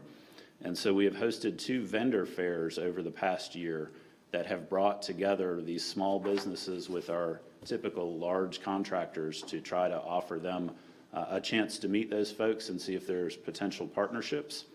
And we have also contracted with a small business engagement specialist, and her role has been to go out in the community, identify small businesses, get them engaged with the city through this city's small vendor program, and find them opportunities to participate in some of these large projects that we have. It's been very successful. It's helped us achieve the CBI goals with our projects. But all of that is predicated on us having reliable infrastructure. Everything that you see above ground in Charlotte, all of the development, all of the growth is reliant upon sound infrastructure below ground, and we have to maintain that, and we have to plan for that. And to that end, we've recently completed a system-wide master plan of our water system that will tell us where we need to go and what we need to do and when we need to do that. And we have been strong partners with the city's 2040 comprehensive plan. We will use that information to help inform our planning folks so that they know where the growth will happen and when it should be there, so that we can make sure that we have the right infrastructure there at the right time to service that.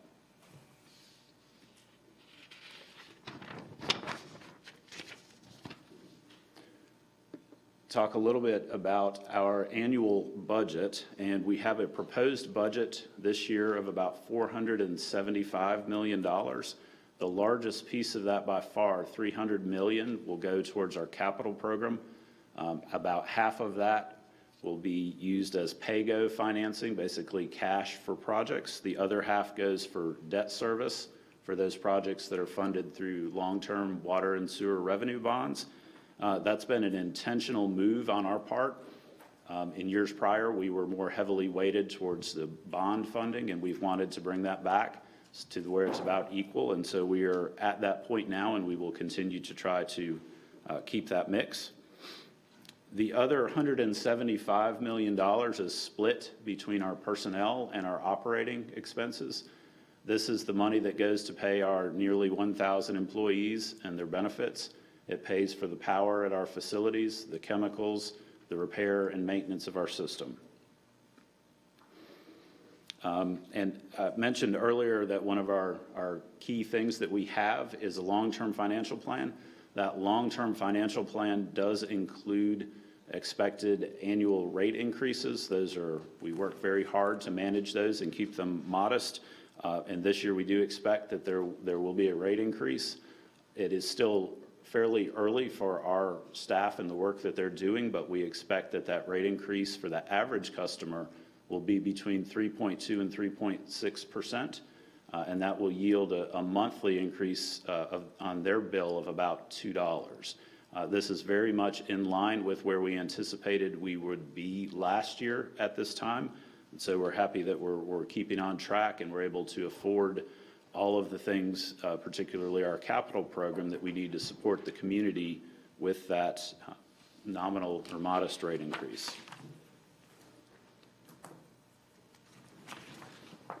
So the largest part of our budget by far is that goes to fund our infrastructure investments. And so I want to take a minute and talk about that. We roughly categorize these projects into 5 different groupings. Overall, we have well over 100 projects in our community investment plan. And that is proposed to increase this year about $300 million over where it was last year, from about $1.6 billion up this year to a proposal of $1.9 billion. The largest of that, right at $1 billion, is in the category that we call the capacity for growth.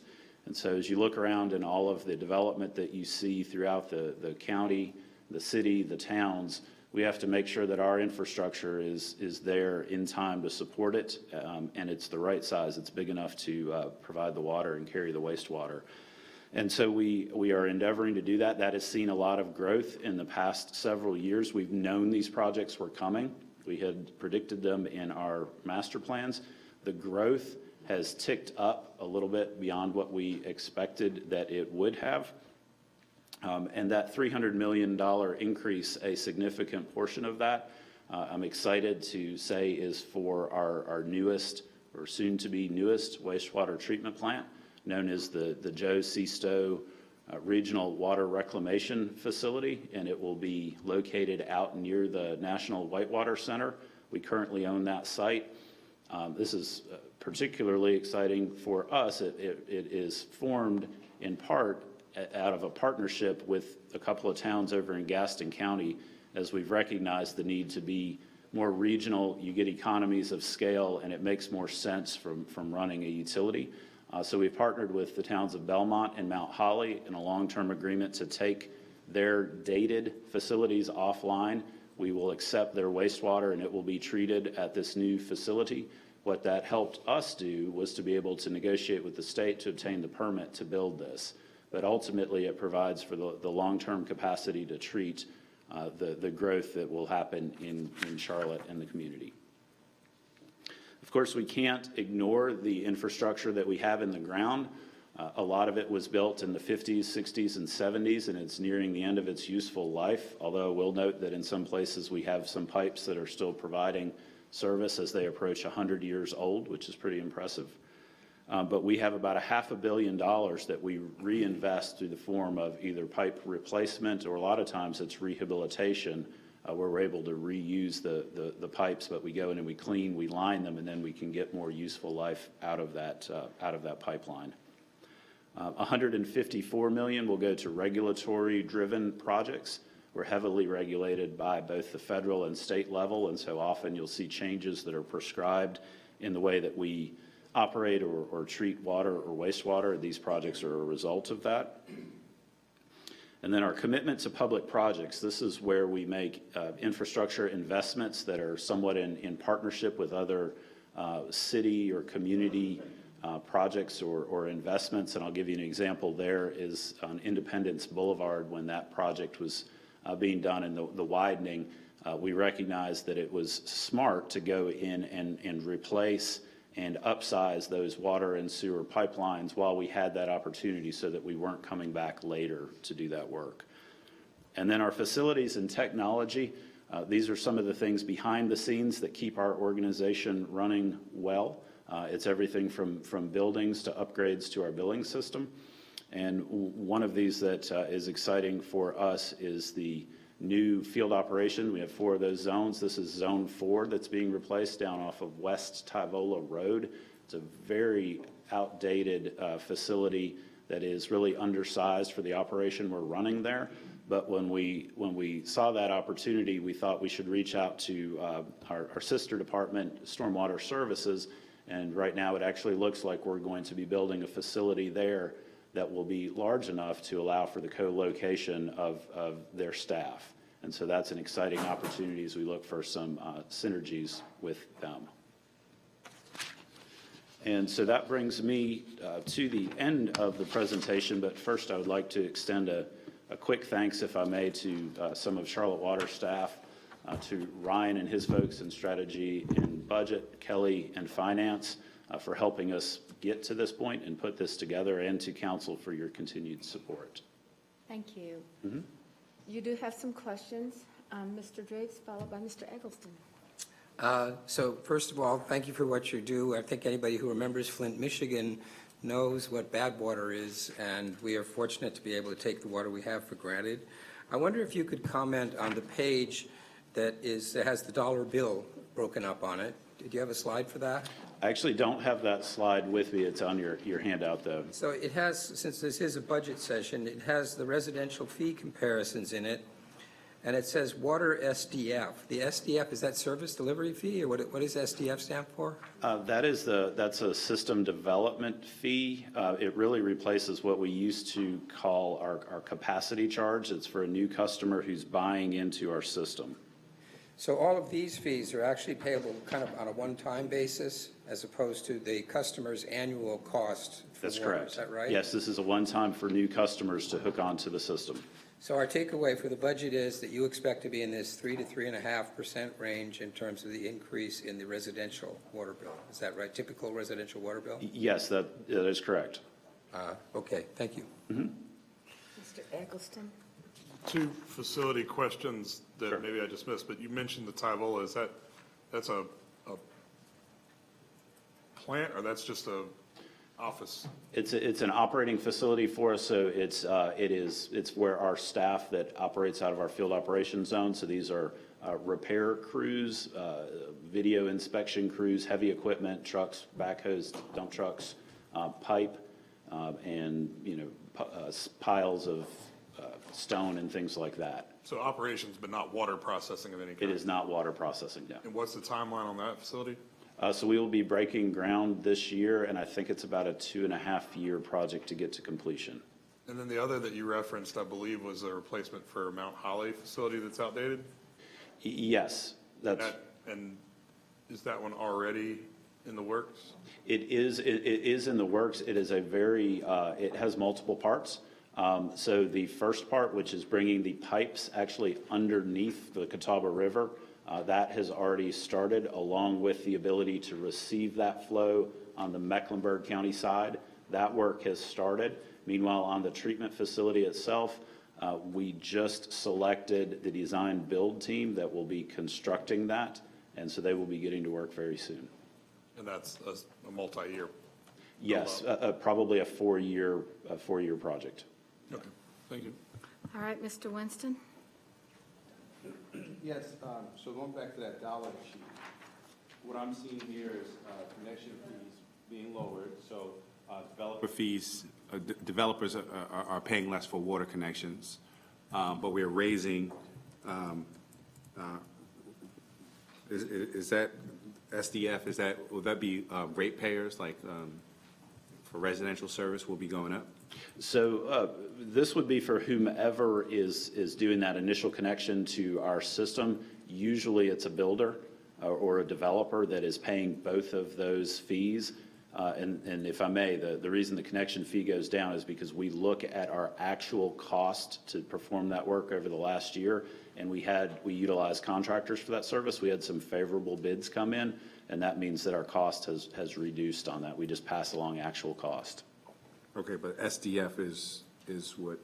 That's based on a very, very deep calculation that looks at kind of the value of that existing system, treatment facilities, pipelines, and for every customer kind of buys into their own fair share of that value. In other words, we didn't want the existing customers within the county to have paid for the creation of that, but for new customers to come along and not likewise have to invest a little bit into that. I just, for when it gets to that time when we have to vote on this budget, I would just like to point out to us, I'm sure we'll have to answer questions around equity, about reducing costs for developers, but increasing costs for working people. Okay, Mr. Newton? And so when you say customer, that's not developer, that's members of the community. It's developers as well. It is? Okay. So SDF The is paid by who? It's usually paid by the developer or their home builder. Gotcha, For example, okay. it's before the actual residents move into the home. Okay. Okay, I wanted to ask about the PAYGO funds. Are those exhausted every single year? They are close to exhausted, and then we replenish it. I mean, if we had a So- project with a little bit of savings, we would carry that forward, but typically, yes. So whatever is not spent, does that roll back over into the following? Okay. Yes, it is. It is. Okay, and you said that you'll get us more information on the rate increase and how that was calculated and how it compares to previous years? Yes. Last year at this time, I can tell you that we anticipated it was going to be a 3.44, 3.42? 3.38 for this time. We anticipated 3.38%. Right now, our methodology is saying between 3.2 and 3.6. So I believe that we will very much hit where we thought we would be. Okay, my concern, so I just want to make sure that, it's also what the community anticipated as well. So I'd love to kind of see the numbers, maybe previous years and then the calculations and then how we can communicate this to folks Sure. too, Okay. effectively. Yeah, thank you. Taken. Thank you. Okay, any other questions? All right, thank All you right. very much. You're welcome. Thank you. Appreciate it. Let's see, we have one more to go. Mike Davis. Mike Davis, Stormwater. Didn't you just do this? Well, good afternoon, Mayor and Council. You all saw me in a different capacity Monday night. Good to be with you again. So this is tonight, obviously, to talk about our budget for stormwater services. So I've really got 3 things I plan to tell you with 8 slides. And that's basically who we are, what we've been doing in FY 2020, and what we intend to do in FY 2021. So this slide is one that probably doesn't need to change year over year. It's just a quick reminder of what we do as an outfit, and it's basically to take water that begins as rainwater and make sure it arrives safely to our streams in the cleanest way that we can get it there. So we deal in flooding and we deal in water quality.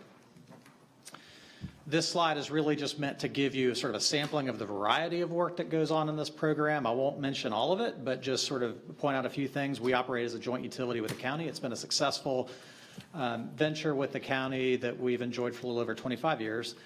Much of what we do, and in fact, part of how we were created was to make sure we're complying as a community with the requirements of the Clean Water Act, which was related to what you saw Monday night.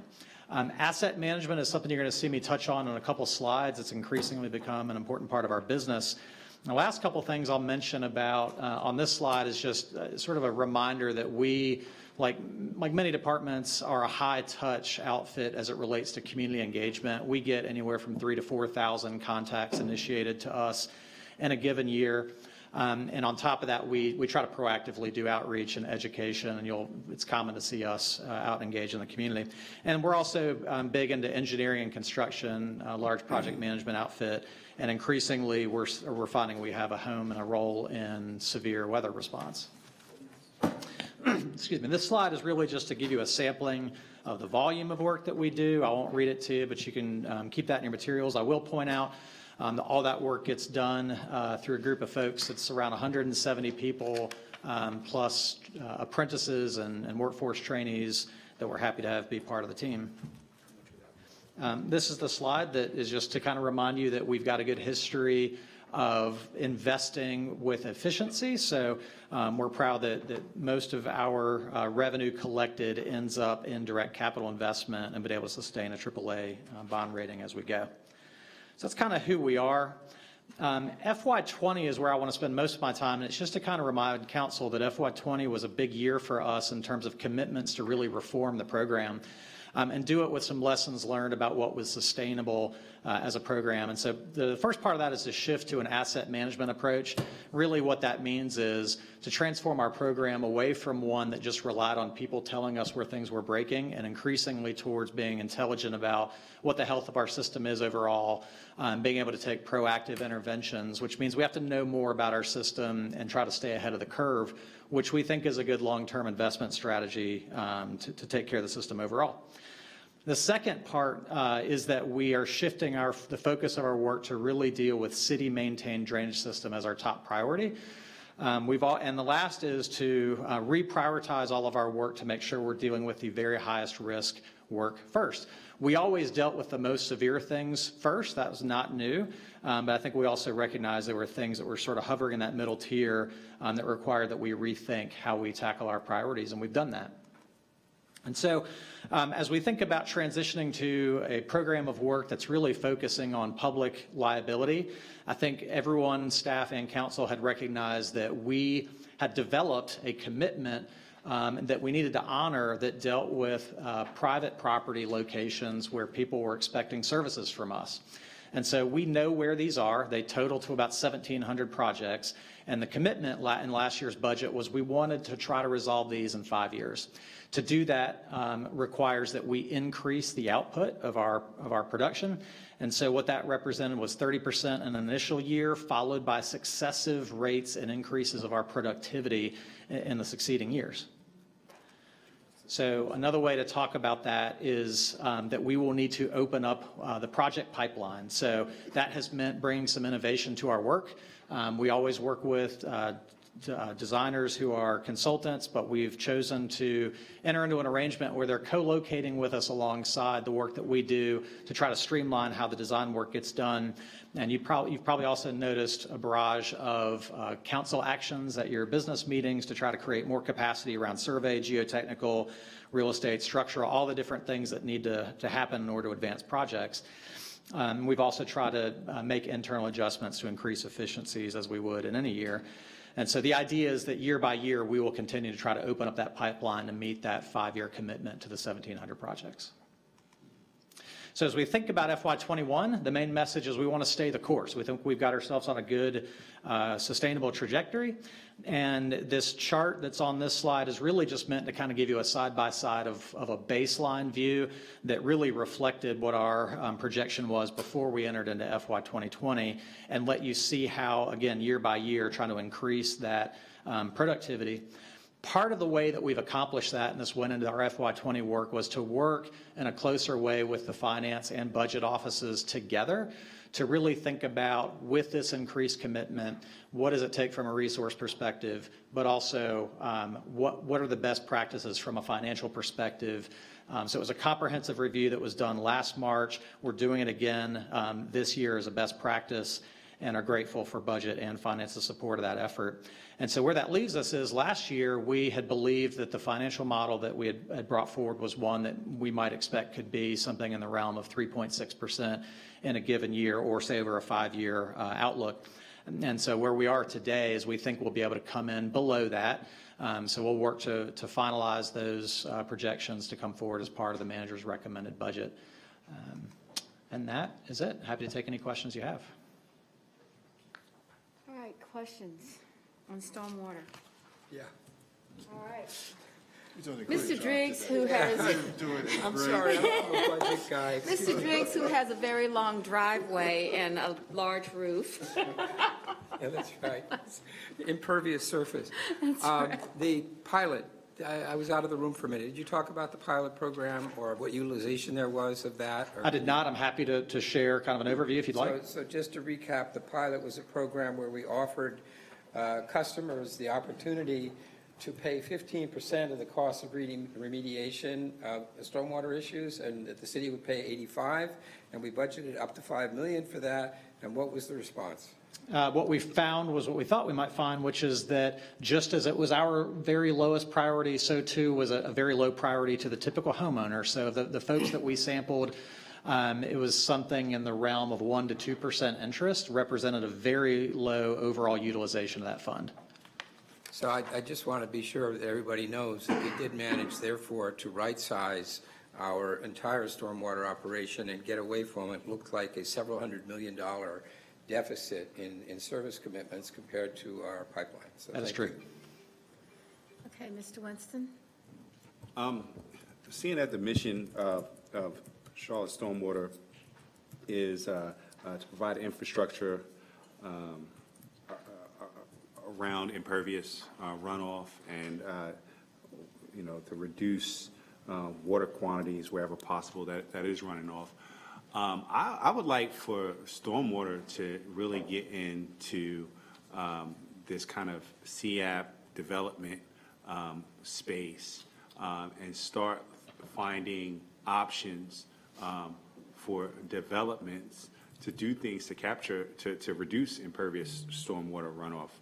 Options like, how can we look at vertical gardens, greening roofs, and other things that we might not, where we most might be thinking about drains and pipes. I know y'all do much more than that, especially in some of those, terrain engineering issues that you have. But I don't know if I haven't heard of us thinking about that from a stormwater perspective, and I think we should be doing that.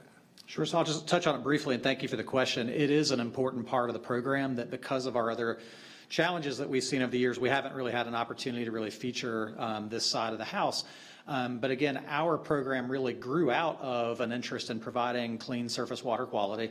And so what we've really seen, and this is really true across the country, is a transformation and a belief that the most important thing to do with stormwater was to rapidly get it out of your city and as fast as you could into creeks. And what that meant was a lot of environmental damage done. And so a big part of what we're doing in our programs, it's a suite of things. It includes direct capital investment. We've got some projects that I know some council members have had a chance to come out and be a part of some ribbon cuttings at time when we kick off environmental investments. We also do things through regulation. I think you saw some of that Monday night.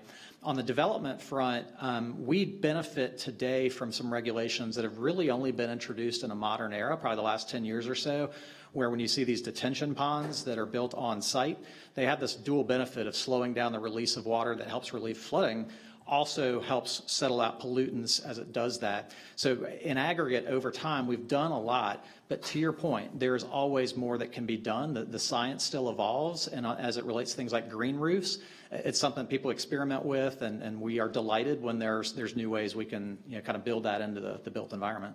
Yeah, and I guess just to go kind of push it a little further, I'm thinking less of the multifamily ponds and things like that. As we get denser and higher up, it's great when the community, is experimenting on their own, but maybe is there something that we can find, that we can offer to, especially as we're looking in the 277 loop, south end, is there a different option now we can say, hey, you should consider this because we vetted it and this is something that we want in our community and it works within our overall infrastructure or complements our overall more traditional stormwater infrastructures. I wholeheartedly endorse that interest. So we do participate on citywide teams, and the point is well taken. We should push the envelope on what those opportunities are. Mr. Newton? Yes, thanks, Mike. So touching on the pilot program with 1% to 2% response, did we exhaust the $5 million that was placed towards that? No. So I think that the total spend on that is under $100,000 in terms of what our commitments represent. So we still have funds that could be available. So that program officially still exists. So if anybody today felt like it was important enough that they dealt with at a 15% investment on their end to have the city help them with that, we would still provide that. But that 1% to 2% participation rate was really speaking to the number of people we talked to. The vast majority of them were not interested when they had to put any of their own money in. I can't remember, did we place a time frame on that program, or it's just indefinite now? It's just. So we hit it pretty hard early on for several months to try to really proactively go out and engage with people that had signed up for that in order to bring back data to give us insights on what the future of that program was. So what Councilmember Driggs may have mentioned this, but $2.5 million in the first year, 2.5 was intended in the second. So it was a total $5 million commitment. And so that, again, the program still is available, and we would point that out to anybody that would take an interest in those. One other quick reminder about it, because it's been a while since we talked, that we had not qualified that work since 2015. And so for a lot of folks, people have moved. They didn't even know that these commitments had been put out there. And so, again, from anybody that is still interested, we're happy to work with them. And we think the financial capacity is there when needed. So it's there to the tune of just under 4.9. Yeah, around 4.9 million today. Yeah. And I want to ask, so with these 1,700 projects, it's my understanding that these are projects we're committed to. Are any of those included within the parameters of that pilot program? These 1,700 are not those lowest priorities. Can there be a case made, and I really appreciate you taking the time, you and others, taking the time to meet with me the other day and explain kind of this process and how lengthy it can be to evaluate a stormwater problem, go through design and planning, and then implementation, or I guess the construction of it, and how that process could take upwards, I think from what you were telling me, upwards of 7 years, maybe more. So over that period of time, the longer we wait, do costs go up? Well, let me clarify one thing. So when we speak to anything that would be 5 to 7 years, what we're talking about is a duration to get from the top of a list down through the bottom of, say, that 1,700. When we begin a project, we're talking about something that's in the 1 to 2 year time frame. And so, but to your question about cost escalation, absolutely. The longer it takes to get something on the ground, the more we would expect to pay for it. That's built into our financial modeling. So we at any moment, we'll sort of be tracking what's the average cost of a project. And as we build our 10-year financial model, we're assuming an escalation of those costs over time. Could a case be made that if we were to put more into maybe some of these 1,700 here today, so ones that maybe aren't higher in that priority, right, that could otherwise expand or extend out 5, 7 years beyond what our aspirations or our hopes are, that we could actually be saving money?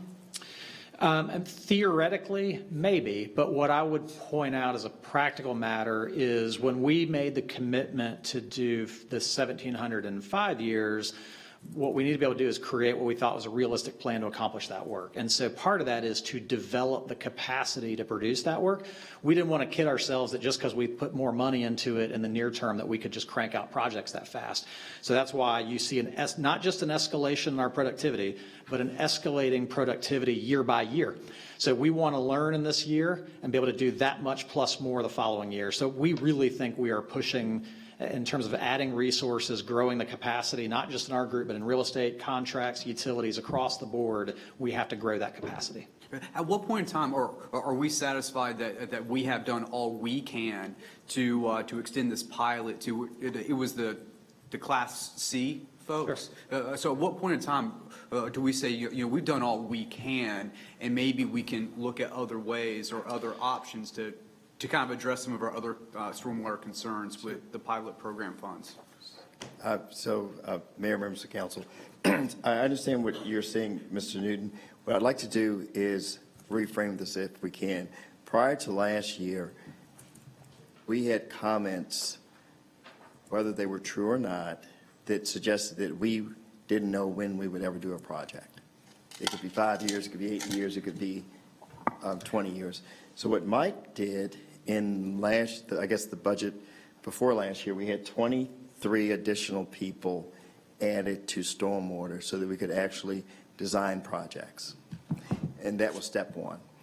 And then what he said, here's our backlog, 1,700. And what we're attempting to do is eliminate all those in 5 years. And so what I want to do is give Mike a lot more credit than what he's taking right now, which is taking something that was all over the place and gave us something that is consistent, that's measurable, and we're seeing progress. Now, I thought that we had moved beyond the pilot because the pilot was dealing with an old system of A's, B's, and C's, okay? And so what Mike tried to do then was to find a way to address those C's. This is the last time I'm ever going to use A's, B's, and C's because they had been with us for so long. So that pilot, we had such a low response rate, you could have just pulled the plug on it and used the remaining $4.9 million for something else. But what he suggested is if there's somebody still out there and people have moved, we had to validate, verify the address list.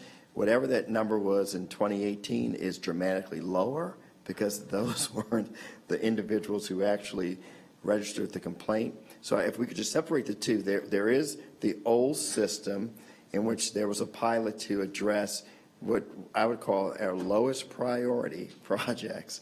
And now we move forward to something that's more definitive, measurable, and we're starting to make a lot of progress. Many of these 1,700s are, these 1,700 that we're addressing within 5 years, they would have been categorized as C, right? Or These were higher priority. These Okay, so these were all not our higher. highest. These were sort of hovering in the middle. And at some point, so with the pilot program, if no one takes advantage of it, I mean, at what point, we do need to start looking at that, right, and saying, okay, now this should be allocated somewhere, right, at some point? I don't disagree with you at all. Okay, well, we just need to figure out what that point is. Yes. Okay.